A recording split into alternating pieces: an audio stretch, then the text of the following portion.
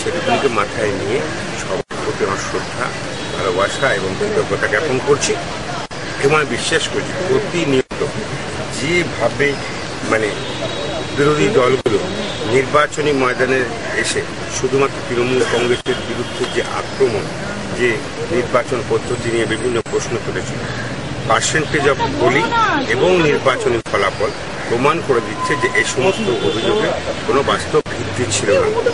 শুধুমাত্র রাজনৈতিক উদ্দেশ্য কোনো দিতে ভাবে দেউলিয়া হয়ে গিয়ে তারা এই সমস্ত অভিযোগে নিয়েছে। তাই আমি মনে করি যে মানুষের সাথে নিয়ে আমাদের পথ ছাড়া, মানুষকে নিয়ে মানুষের কাছে আরো দায়িত্বশীল ভূমিকা করে কলকাতার শহর মানুষ তারা রায় দিয়ে তাদের কাছে আরো দায়িত্ব সেই ভূমিকা পালন করে আমাদের এগোতে হবে। সোমবাবু, এই যে বিরোধীরা ছাপ্পা ভোট সন্ত্রাসের অভিযোগ তুলে 30 তারিখে বন্ধ ডেকেছে, এই পরিস্থিতিতে আজকে যা ফলাফল হল এবং তার যে ট্রেন্ড, তাতে কি আপনি বলবেন যে ছাপ্পা হয়নি, বন্ধ তুলে নিন? এবং 30 তারিখ যে বন্ধ, সেই বন্ধের প্রেক্ষাপটে তো আমার দলের পক্ষ থেকে নিশ্চয়ই এটা বলতে পারি যে মানুষই বুঝিয়ে দিয়েছে যে একটা রাজনৈতিক অস্থির পরিস্থিতি সৃষ্টি করবার জন্য রাজ্য সরকার এবং কলকাতা পৌরসভার বিরুদ্ধে বা প্রশাসনের বিরুদ্ধে বক্তব্য রাখা হয়েছে, তার সঙ্গে বাস্তব মিলে মানুষ ভোটের রায় গত 18 তারিখ এবং 25 তারিখের রায় তার যে প্রতিফলিত হচ্ছে আমরা তা বুঝতে পারছি। বিস্তারিত বলতে পারছি না, তবে কলকাতার মামাটি মানুষকে ধন্যবাদ, কৃতজ্ঞতা, দোয়া জানাই। মমতা বন্দ্যোপাধ্যায়ের নেতৃত্বে যে লড়াই এবং উন্নয়ন শুরু হয়েছিল এবং একটি রাজ্য সরকারের পক্ষে যে সহযোগিতা দিয়ে কলকাতার সামগ্রিক উন্নয়নের পরিকল্পনা তৈরি হয়েছিল, তারই ফল প্রকাশ কলকাতার মানুষ আজকে রায় দিয়েছে।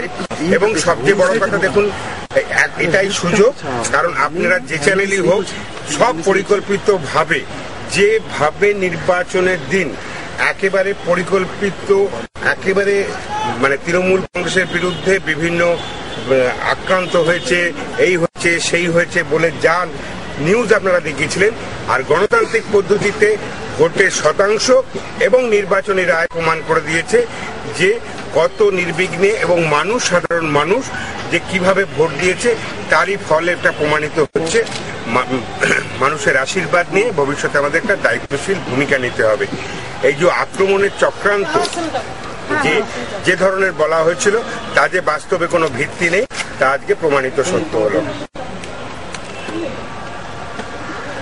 আপনার কি বার্তা কলকাতার নাগরিকদের, আপনি কি বার্তা দেবেন? কলকাতা নাগরিকদের জন্য যে বার্তা, দেখুন আজকে আপনারা বুঝতে পারছেন যে এই ভোট 2010 সালে মমতা বন্দ্যোপাধ্যায়ের অ্যাপিলের পর যে জায়গায় মানুষ আশীর্বাদ করেছিল, সমর্থন দিয়েছিল, আমাদের কলকাতা পুরসভা পরিচালনা করতে, সেই পুরসভা পরিচালনা করতে 5 বছর যে উন্নয়নের বাতাবরণ সর্বোচ্চ সময়ে যেভাবে গাইড করে, যেভাবে পুরসভা পরিচালনা আমাকে আশীর্বাদ করেছেন, সহযোগিতা করেছেন, এগিয়ে দিয়েছেন, তারই আজকে দ্বিতীয়বার একটা পুরসভা পরিচালনা করবার পর প্রায় 108 থেকে 10টি আসন ইতিমধ্যে আমরা এগিয়ে রয়েছি। বেশ কিছু জায়গায় ইতিমধ্যে ফলাফল সিদ্ধান্ত হয়ে গেছে।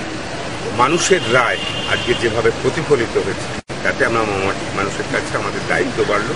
আমাদের সেই দায়িত্বশীল ভূমিকা আগামী দিনে পালন করতে হবে। এই নির্দেশই মামাটি মানুষের কাছ থেকে আমাদের কাছে এসে